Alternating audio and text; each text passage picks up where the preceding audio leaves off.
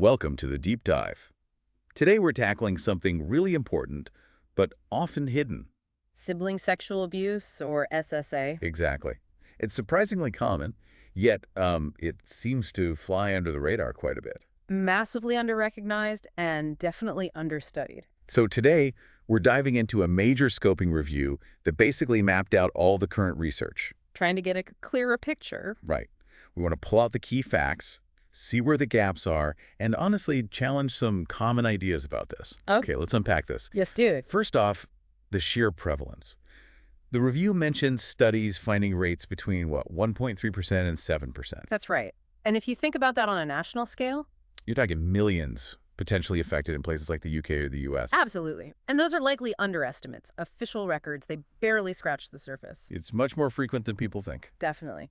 And part of the problem, a big part, is how poorly it's defined. Very inconsistent. Which makes it harder to spot. Exactly. The review really pushes back on the idea that it always involves, a big age gap or obvious force. So it can happen between kids close in age. Yes. Any age, any sex. And it covers a whole range of behaviors, things people might just brush off as kids playing. Which is dangerous thinking. Extremely. It stops us from seeing it for what it is.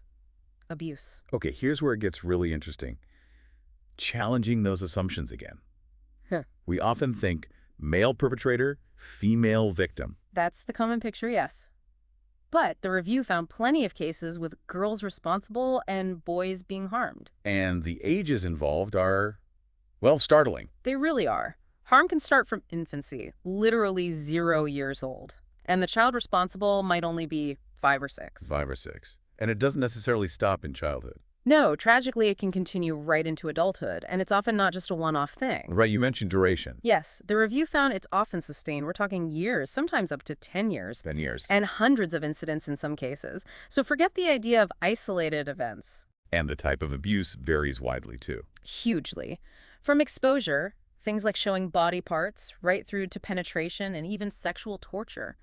Force and threats are common elements. It paints a really disturbing picture.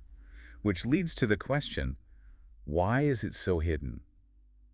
Disclosure seems rare, especially in childhood. It is incredibly rare. There are just so many barriers for the child who's been harmed. What kind of barriers are we talking about? Well, intense shame, guilt, feeling it's somehow their fault. Then there's fear of the abuser, direct threats maybe, or parents might be, absent physically or emotionally. Not noticing or not available. Right. And sometimes the child doesn't even understand it was abuse, or they just don't have the language, the words to explain what happened. That lack of understanding or vocabulary is crucial. Absolutely. And even when disclosure does happen, the parental response can be unhelpful. How so? Disbelief is common. Or minimizing it, it was just kids being kids. Which must be devastating for the child. Deeply re-traumatizing. It makes everything worse. This really underscores the need for good, comprehensive sex education, starting young. To give kids the understanding and the words. Exactly. To know what's okay, what's not, and how to tell someone. It's preventative. So what does this all mean? Let's talk impact. How bad is SSA compared to, say, abuse by an adult? The research is clear. It's just as harmful as sexual abuse by a parent. Really? The same level of long-term damage? Yes. We see similar devastating consequences: depression, anxiety, substance misuse, PTSD, serious long-lasting effects. But is there anything unique about the impact of sibling abuse? There is. What really sets SSA apart is how it poisons the entire family system. It's not just the child harmed. It affects everyone. Everyone. The child responsible, the parents, any other siblings who weren't directly abused. Parents especially face this awful dilemma. Torn between the two children involved. Exactly. Trying to support both the child harmed and the child responsible. It often leads to a massive family crisis, fractured relationships, immense strain. It's incredibly complex. And how have professionals typically responded? The review touches on that. Historically, often poorly.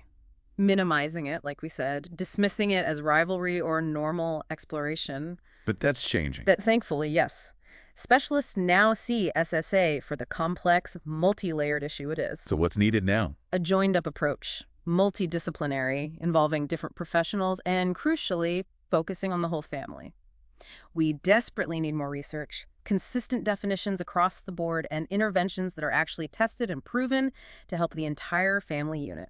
It really drives home the need for much greater awareness, doesn't it?